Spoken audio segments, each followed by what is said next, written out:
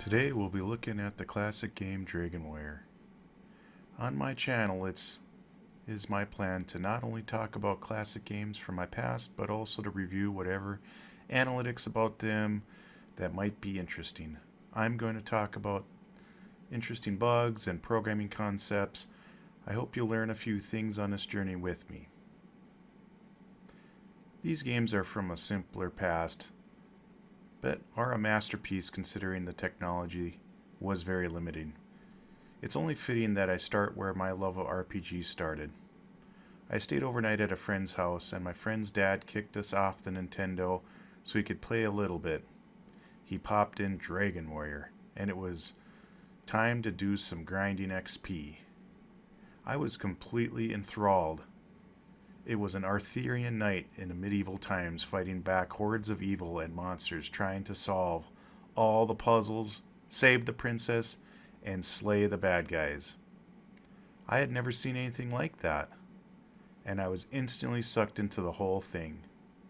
It was 1989 and I was only 8 years old at the time, and as soon as I got home, I knew what I wanted for my birthday. Dragon Warrior. It just so happened that Nintendo was doing a marketing campaign for the magazine Nintendo Power. If you subscribed to a year of Nintendo Power, you'd get a free copy of Dragon Warrior with this subscription. At this time, there was not much cross-cultural knowledge.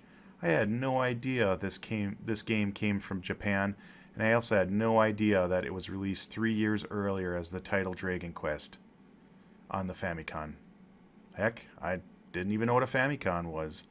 Back then, you just didn't have access to this kind of information. There was no internet, and this information was very limited.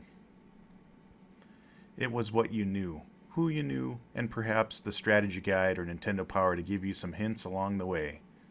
The Dragon Quest game was a phenomenal hit in Japan. Its origins are tied to a young video game columnist named Yuji Horii. He entered a programming contest sponsored by a company named Enix for 1,000,000 yen, which is roughly 10,000 USD at that time anyways. Yuji had gotten the attention of Enix with his game called Love Match Tennis. From there, Yuji and Enix would develop a text quest adventure game called Portopia, Serial Murder Case, on PCs of the time and also Famicom system. I definitely need to get my hands on this game because it looks very interesting for sure. Horii was a big fan of the American RPG franchises of Ultima and Wizardry. He wanted to create a game that was similar to these games. This is where Dragon Quest was born. Whether it was his goal or not, Dragon Quest was a much simpler and more accessible game to a younger audience.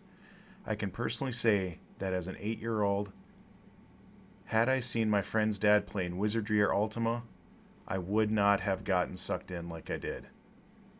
If I'd been a teenager, then likely, but these games were not as enticing to younger folks, as they were too cryptic and difficult.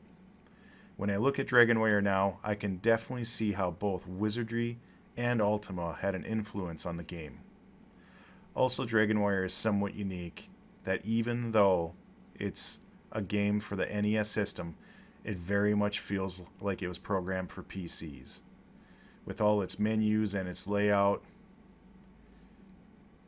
at least that's my opinion. The story of Dragon Warrior is a simple one, and follows the most classic of tropes. You're a hero, and you are a distant descendant of a long line of heroes. You must follow in the footsteps of your ancestor Erdrick to slay the evil Dragon Lord, who has taken over the lands of Elfgard. You must save the King Loric's daughter, Princess Gwaelin, and restore light to the kingdom by retrieving the stolen artifact, the Ball of Light. It pretty much is that simple. Horii was involved with the development of the game. Meanwhile, as for the art of the game, they got Akira Toriyama. Yes, that Akira Toriyama. At the time of the game being released, I thought all the art and graphics were top-notch. I had nothing to compare to, really. But as further games like Final Fantasy released in a similar time frame, I found that Dragon Warrior's monster sprites to be kind of cartoonish and kiddish. I'll talk more about this later. However, I have always loved the sprites. These sprites evolved in further games. As for the music of the game, again, for the time, I thought it was top notch. They actually hired a Japanese composer, conductor, and orchestrator named Koichi Sugiyama. Sugiyama was a fan of games in the early 1980s and actually had sent Enix a handwritten postcard. This would develop into Sugiyama working for Enix Corporation. When you begin the Dragon Warrior game, you must make a very important decision. You must decide the name of your hero. Strangely enough, this decision decides critical stats on your character and its development. For a long time, this was unknown. Until this system was figured out, it was considered a cheat code to name your character hero, or perhaps an anti-cheat code if you named your character Enix with a capital E. If you had the right name, your character stats were noticeably better than other names. And if you had a character that had the anti-cheat, it was considerably worse than other names. However, these reasons for this were completely unknown. After time, folks began to realize that certain names guaranteed specific stats per level. If your character was named Hero or Enix, their stats were the same each playthrough as well as any other name. Other than that, it was recognized that there were a number of name stat variations in the coding of the game. Turns out that there are 16 possible variations of stats based on the name you enter. I wrote a program to calculate these numbers to help explain the mathematics behind them. A character like Hero or Arthur will grant you the strongest stats. For example, if I enter in Hero, the program takes into account the first 4 digits of the name. It assigns a value to each digit as shown in the chart on this program. The uppercase H is an 11, the lowercase e is a 14, the lowercase r is an 11, and the lowercase o is an 8. You total these values up and get 44. Then what you do is called mod 4 or modulus 4. This operation is basically what the remainder is when you divide by 4. In the case of 44, when you divide by 4, it evenly divides by 11 with a remainder of 0. This 0 equates to applying the modifiers to strength and agility stats as shown on the application. Finally, you take the total and divide by 4. In this case, the backslash indicates integer division, which would drop any decimal values. In the example of 44 divided by 4, it's exactly 11. However, if the total had been 45 divided by 4, it would still have been 11. Once you get the 11, that second modulus operation is the value that is added. So, if you look at Hero as an example, the base strength for level 30 is 140. You take 140 times a constant variable of 0.9 or 90%, which gets you 126. Since your second mod value is plus 3, we then add 3 to get us to 129. Ironically and coincidentally, Arthur is also a plus 3 name. The way this math works out actually makes it so that early levels you get a bonus to the stats, while on the later levels it just lessens the negative modifier. Well, for a plus 3 anyways.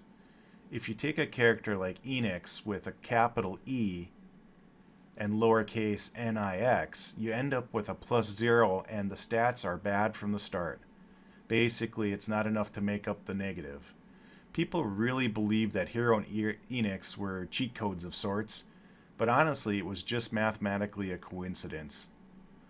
Well, now that you have done the most difficult task in the game and understand what to name your hero for the quest can begin.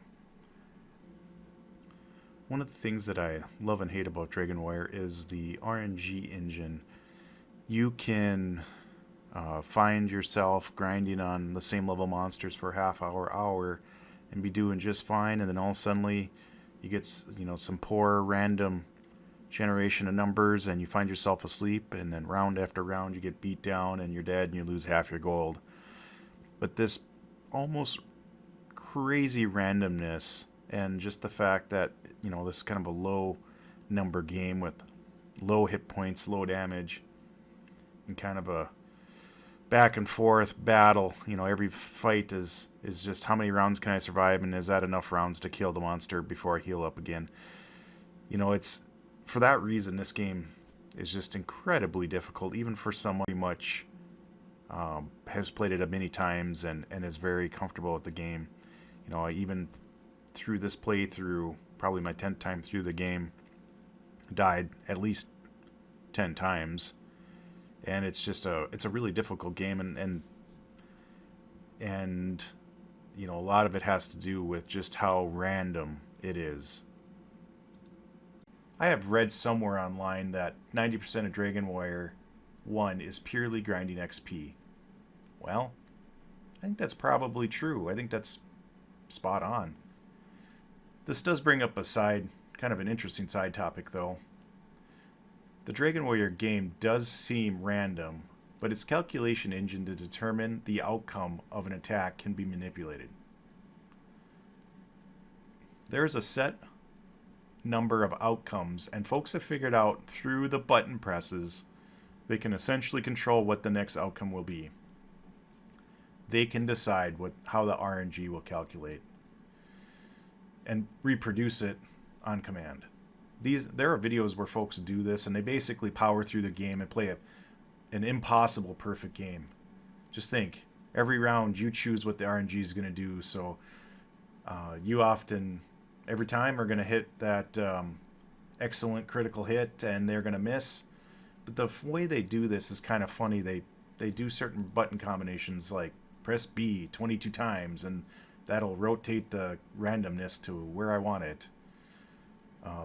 I'll put a link in the comments section where you can watch some of these run through.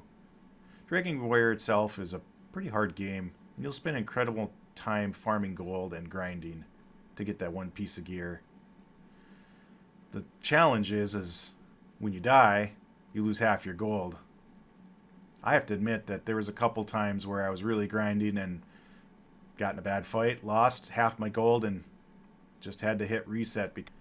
As I kind of mentioned earlier, never really cared for the monster sprites all that much, other than kind of the iconic ones like Slime and the dragons and such. But I don't know why I've always just really appreciated the sprite tiles, the outdoor and city tiles. I don't know, I just really like them for some reason. Kind of another unique thing that I always kind of loved about the Dragon Warrior games is when you got low in health, the whole screen turned red, and it kind of highlighted everything red, kind of put into perspective that how close you were, how dangerous it was. It was immersive in a sense, so it felt like you're there. It just was a interesting way to make you feel more involved with the adventure and the character. One thing that was always kind of strange to me was I don't know what you call it, but like the background box that draws around the monster that you're fighting, whether it be a black box or in this case, it has kind of a drawing of the outland that you're in. Just always thought that them graphics were kind of odd and out of place. They just seemed strange, I guess. It just never felt like it fit in right. So that was always something that caught my eye. Even back when I started playing this game, it was just something that always caught my eye. It just seemed out of place. I don't know why that is, but as for Dragon Warrior playthrough itself, you can comfortably beat Dragon Warrior at level 22, 23. You can definitely beat it earlier than that if you want some challenge, but it took me about 14 hours to get to this level and basically go through all the story and acquire all the loot. To grind up to level 30 took me another 4 hours, totaling to just a little bit over 18 hours of gameplay. Like I said, with most of it just being grinding and collecting gold. Dragon Warrior has many mechanics and tropes that it likely even introduced into the RPG series. I've always enjoyed, one of them that I've always enjoyed is monsters that have a ton of gold or XP but have some sort of challenge associated to them, like they're really defensive and tanky, or they run away. There's a lot of games that have some sort of monster that kind of fits this trope, but the earliest game that I can think of where this was the case was definitely Dragon Warrior, and it was definitely with things like the Metal Slime and the Gold Man. So I think they kind of started that trope.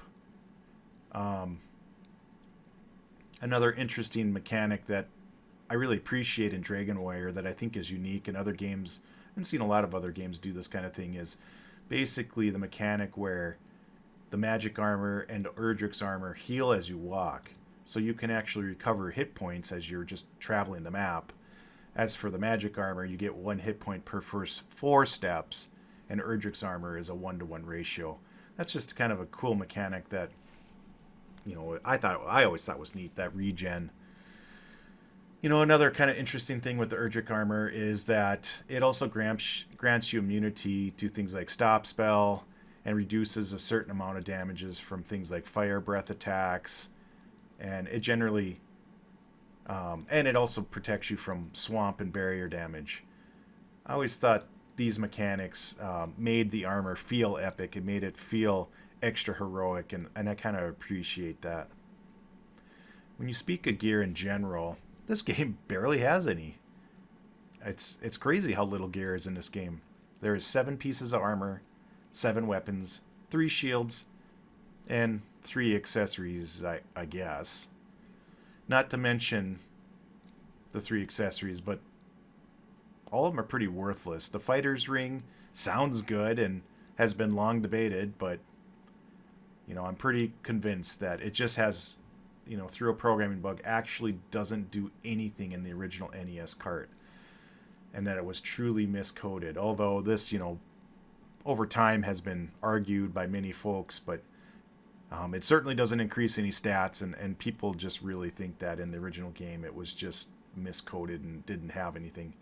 Now, in the remakes of the games, they've definitely fixed it, corrected it, and it does have some minor impacts, but I'm of the camp that on the original NES it just didn't do anything. The other 2 items that are accessories, I guess, are the Cursed Belt and the Cursed Necklace. Other than selling them to town, they have no value. So really, when you talk about accessories, you might as well just ignore all 3. When I think of the music of Dragon Warrior, it's good. I like it. It's nostalgic. But really, to me, it just didn't have as much effect on me as the Final Fantasy series' music.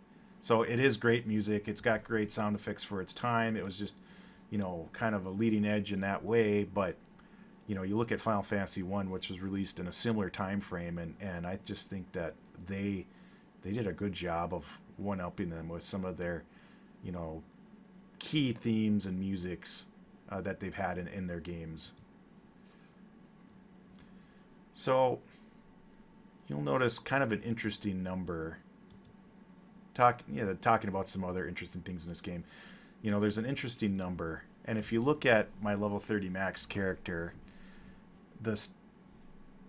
he's got 65,535 gold and exactly the same amount of experience. That's where the game caps out, but that number is really unique. Why not 65,536? What's up with that number? Well, it actually relates to programming, and as soon as I saw it as an adult, I went, oh, I know exactly why that is.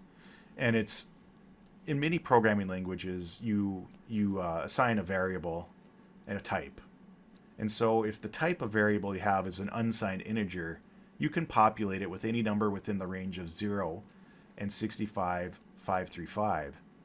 So what that really tells you is when they programmed it, whatever the language was, however they programmed it, they were using an unsigned byte, and literally they could not go any higher numbers on that variable without overflowing or causing an interesting bug or such.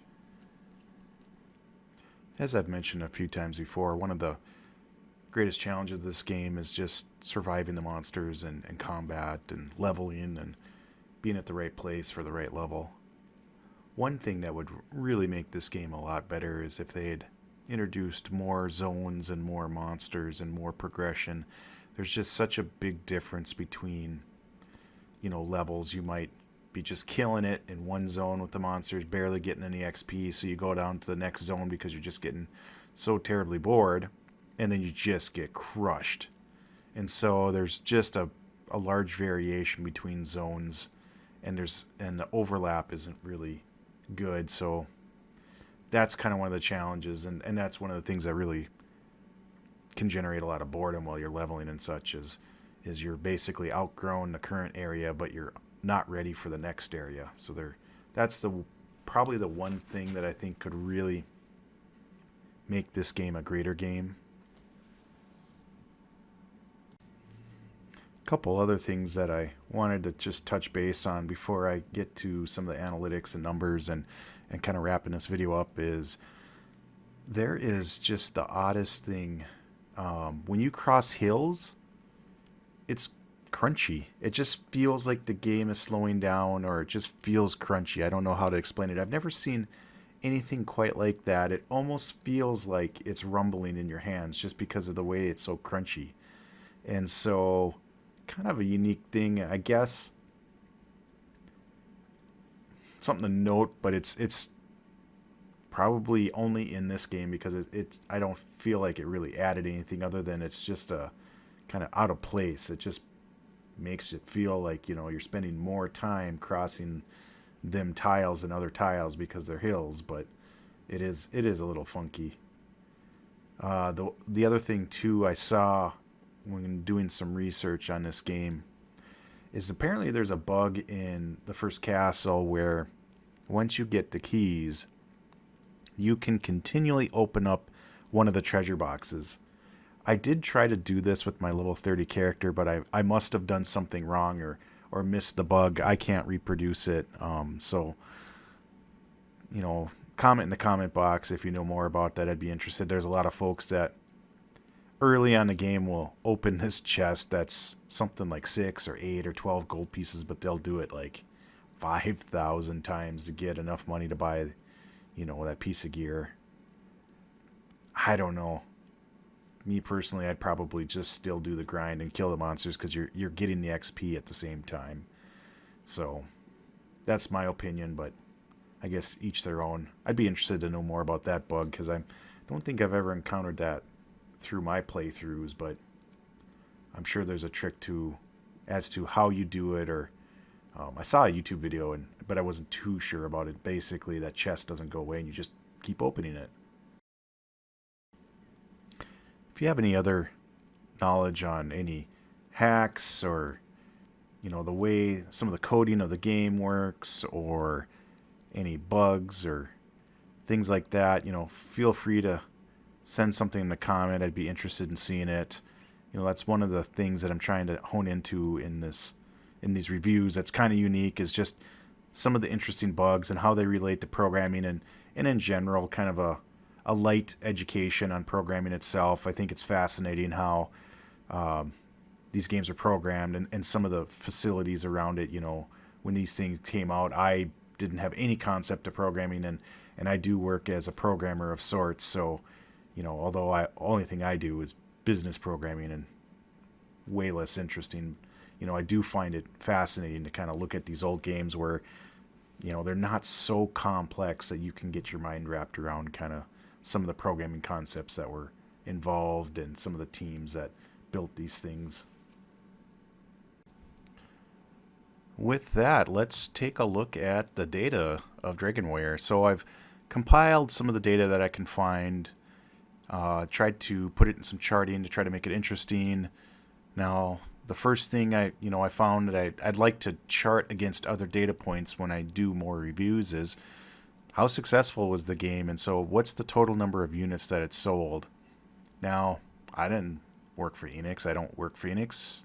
I don't work for any of these companies, so these numbers are based on what you find online. How valid are they? Well, it gives you a ballpark anyways, so something to compare against the other numbers that are also ballpark numbers. But when I did some looking at how successful Dragon Warrior was, is it sold 1.5 units in Japan and sold 1.5 units for a total of 3 million units total. And this is just considering not any reprints, remastering, or putting on a different system. This is truly the Famicom and NES version of the game, the original release. I'm curious to see how that measures up against its later versions, Dragon Warrior 2, or its competitors like Final Fantasy, or even lesser known games. So that'll be interesting once I get some more data points. Now, the next thing that I think is fun is I have a rank chart, and I always, enjoy folks that rank things. There's just, I don't know why, so I built one in Excel, and right now it's only got one item because I've only done one game. And so where do I rank Dragon Warrior? Although it's I have a lot of nostalgia for it, and I really like the game, based on the fact that it's the timeline that it was put out, and some of the bugs and kind of some of the weaknesses, I had to give it an A. I wasn't comfortable giving it an S tier, and B I thought was too harsh because it was just so early on in that timeline. And so I if I had to give it a rank, I'd say an A minus. So I'm curious to see how my ranking ties in with other games and how they rank up against this and against each other. Now, it's just my opinion. What does that matter? Yeah, it doesn't, but it's still fun. And then the final thing is, again, only one data point, so it's only somewhat interesting, is kind of curious to see what this timeline will look like as I go through more games, and kind of get a sense of how games evolved or didn't evolve and how they land on a timeline against each other. I think that tells you something. You might say, well, this game was kind of lame, but maybe because it was so early in the timeline, it's actually a lot better. You have to give it a lot more credit than you think, or vice versa. You might say this game was great, but then you line it up against games of the same year or near year. You might say, wow, it is a great game, don't get me wrong, but it kind of was behind the times. So I'm curious to see how these charts will fill in. I think it'll be fun, and I do analytics for a living and deal with a lot of data, so try to tie that to my other passion, which is RPGs and video games, retro video games. So curious to see how it all plays out. It's kind of a fun exercise. Like all good analysts, it's in Excel, but as a technology person, I wish I had some better tools. Obviously at work I got great tools, but here at home I've got Excel. Be interested in trying some other tools, but I'm just not aware of what's out there for analytics and charting and such outside of the tools I use at work and the tool I can't stand, which is Excel. But let's face it, it runs every company on this planet. There's no getting rid of it, so you just try to minimize it the best you can. Anyways, that's me talking work. So hope you had fun with this. Hope you enjoyed some of the comments and some of my thoughts talking about some of the topics. If you're at this point, you didn't glaze over, talking about the mathematics of making a name or some of the other programming speak. This is kind of a hobby for me. I'm just getting going. Had a lot to learn. There's a lot of technology involved here, and so this video I know didn't turn out the greatest, but it's a work in progress, and I'm looking to amp it up, and I feel like for my first swing at it, it was pretty decent. So I'll try to continue to do a better job, and as I figure out things, it'll get better. I'm curious to see what the final output of the program I wrote, how it turns out. On my preview, it looks like it's so washed out and hard to read, so I don't know what else I can do there. Maybe I can learn how to screen capture a little bit better. And if you're interested in seeing my .NET program I wrote, it's in Visual Studio, Visual Basic. Feel free to message me, and I'd gladly zip it up and toss it your way, and you can look at the code, could kind of see some of the mathematics and play around with it. To me, it was just a fun programming problem, so I put it together. I know, pretty geeky, but that's okay. That's the name of the game. Well, everyone have a great day, and I look forward to doing this again. My next game is going to be Final Fantasy, and I can't wait to see how that ranks up against Dragonwire and all the numbers. And then I can't wait to talk about the Final Fantasy game, and frankly, the most fun is just playing through it, so I can't wait to play through it again. Another one of my most nostalgic games, so figure start at the beginning with Dragonwire and Final Fantasy, and then we'll keep working outwards toward from there and see where it all takes us. Have a great day.